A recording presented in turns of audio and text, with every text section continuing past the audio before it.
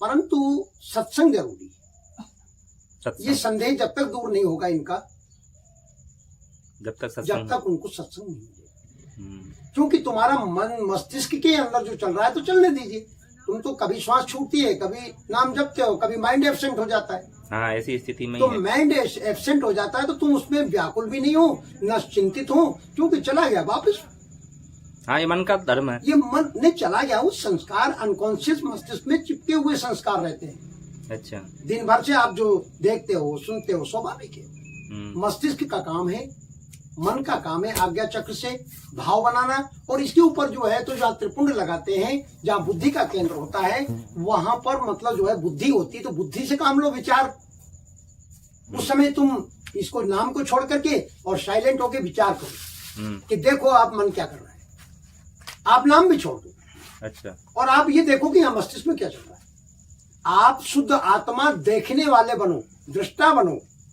आप मन में क्या, मस्तिष्क में आज्ञा चक्र पे क्या आ रहा है और ये छठे चक्र पे क्या आ रहा है। छठा चक्र तो मन ये यहाँ है, और इससे ऊपर जो त्रिपुंड लगाते हैं, यह बुद्धि का केंद्र है। और फिर इसके भीतर चलते तो ब्रह्मरंध्र छिद्र आता है।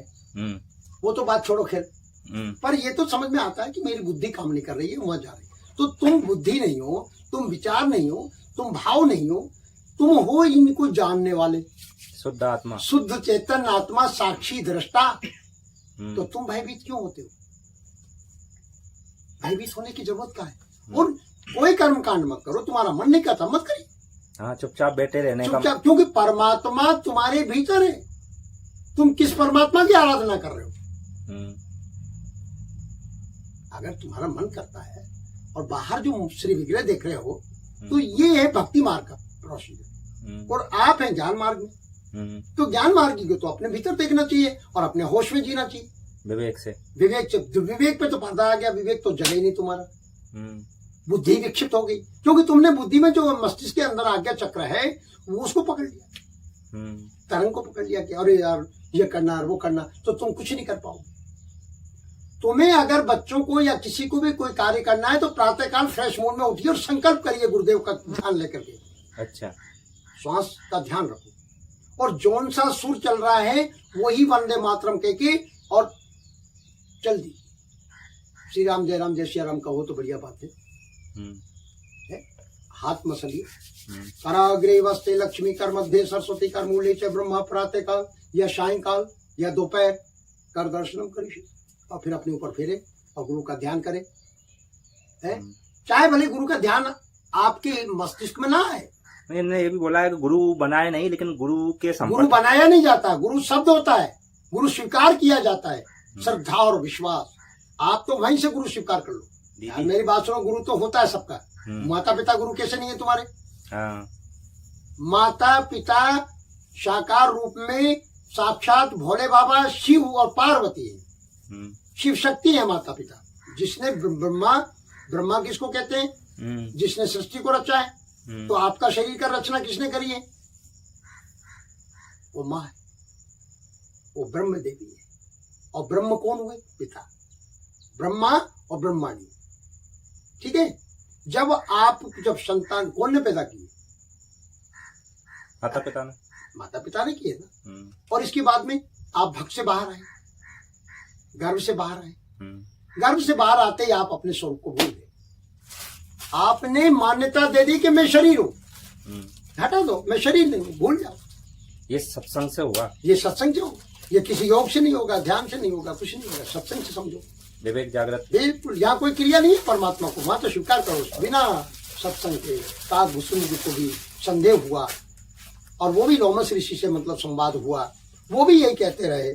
999 जन्म हो गए उनके, और लास्ट जन्म में मतलब लोमस ऋषि कौन थे? नाम पलट लेते, वही सत्य सुकृत, वही मुनिंद्र, वही लोमस। क्या कहते रहे वो बार बार ये कहते थे, ब्राह्मण बालक थे, और आदर से कहा मुझे सगुण रूप प्यारा, मुझे सगुण रूप प्यारा, मुझे साकार पसंद है, मुझे साकार राम पसंद है। देखे तो थे राम तो। वो कहते भाई निर्गुण को पकड़ो, तुम निराकार हो। और रामायण कहती है, कौन सी रामायण? वशिष्ठ रामायण, जो संस्कृत में, और उसका अनुवाद कर रहे हैं बाबा गोस्वामी तुलसीदास। ये उन्हीं का अवतार थे कलयुग में, वाल्मीकि जी का। वो कहते हैं बिन सत्संग विवेक न हो, राम कृपा बिन सुलभ। उत्तर कांड पढ़ो और उसको गरुड़ संवाद को सुनो, बार बार पढ़ो उत्तर कांड, आपको मिल जाएगा आंसर। उत्तर कांड का मतलब ही उत्तर है। तो प्रथम भूमिका तो यही है, सत्संग की कमी है। सत्संग चर्चा ही नहीं सुनते तुम तो, कर्मकांड में कोई भी बता देता है और बस पकड़ लेते हो। नहीं, अंदर नाम जप चल रहा है। अरे नाम जप किसका कर रहे हो तुम यार, नाम कहाँ जप रहे हो तुम तो जी बांध रही है, माइंड एब्सेंट और बॉडी प्रेजेंट है। अरे जाप मरे अजपा मरे अनहद भी मर जाए, अनहत और अनहद दो चीजें, अनहत भी मर जाए, हत मतलब जो आप उच्चारण कर रहे हैं ये शब्द भी खत्म। बाकी भजन कैसा होना चाहिए, केवल करना नहीं है भजन में, आप तो केवल मन नहीं मान रहा तो आप राम राम का जप रहे हो, सीताराम जप रहे हो, पर कब तक जपोगे। बिन जिह्वा बिन तालवे, ये अब ये संकेत दे रही है वाणी, गुरुवाणी। और गुरु महाराज सतगुरुदेव साहिब कबीर और संत महापुरुष कहते हैं कि बिन जिह्वा बिन तालवे, अंतर सुरति लगाए। सुरति को समझ नहीं पा रहे, सूक्ष्म है तुम्हारी सुरत, तुम्हें समझोगी स्मृति कहाँ जा रही है तुम्हारी। स्मृति जो आज्ञा चक्र से थॉट, जो विचार की जो सोच है वो आपको बंबई पहुंच जाती है, कहीं कहाँ चली जाती है, कहीं बच्चों में चली जाती है, कहीं तो वो सुरता ही तो जा रही है।